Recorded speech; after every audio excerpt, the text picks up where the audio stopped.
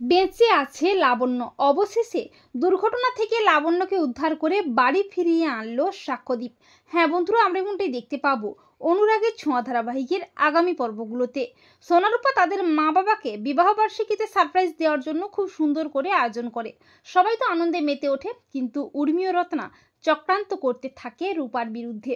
এরপর সাক্ষ্যদীপ ও চারু বিদেশে যাওয়ার জন্য বেরিয়ে পড়ে, কিন্তু রূপার মনটা খারাপ হয়। রূপা তার পাপাকে জড়িয়ে ধরে হাউমাউ করে কাঁদতে থাকে। রূপার খুব ভয় করতে থাকে। অপরদিকে প্রবীর ও লাবণ্য যখন এয়ারপোর্টে আসে, তখন এয়ারপোর্টে আগুন লেগে যায়। এরপর সোনারূপা দীপা সূর্যকে খুব সুন্দর করে সাজিয়ে সারপ্রাইজ দেয়। সবাই মিলে আনন্দে মেতে ওঠে। সবাই মজা করে কেক কাটে, আর দীপা সবাইকে কেক খাইয়েও দেয়। কিন্তু এত আনন্দের মধ্যেও দীপার মনটা খারাপ হতে থাকে প্রবীর ও লাবণ্যের জন্য। আর ঠিক তখনই প্রবীরও চলে আসে। আচমকা প্রবীরকে দেখে সবাই খুশি হলেও প্রবীরকে বিধ্বস্ত অবস্থায় দেখে সবাই চমকে যায়। রূপা বলে, দাদুভাই দিদিভাই কোথায়? তুমি তো বলেছিলে দিদিভাইকে আনবে, তাহলে দিদিভাই আসেনি কেন?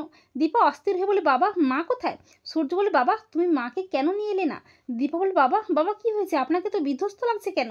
তখন প্রবীর বলে যে এয়ারপোর্টে আগুন লেগে যায়, আর লাবণ্যকে আমি আর খুঁজে পাইনি। হয়তো সেই আগুনে লাবণ্য জ্বলে পুড়ে শেষ হয়ে গেছে। এ কথা শুনে বাড়ির সবাই তো অবাক হয়ে যায়। সূর্য ও বাড়ির সবাই একেবারে ভেঙে পড়ে।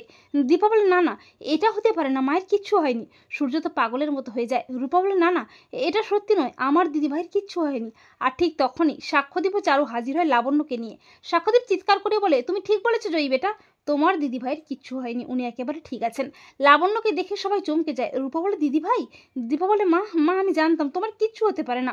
সাক্ষ্যদীপ বলে, ওনাকে আমরা এয়ারপোর্টে পেয়েছি, ওনার সামান্য একটু চোট লেগেছিল, উনি এখন ঠিক আছেন। আর লাবণ্যকে ফিরে পেয়ে বাড়ির সবাই তো আনন্দে মেতে ওঠে।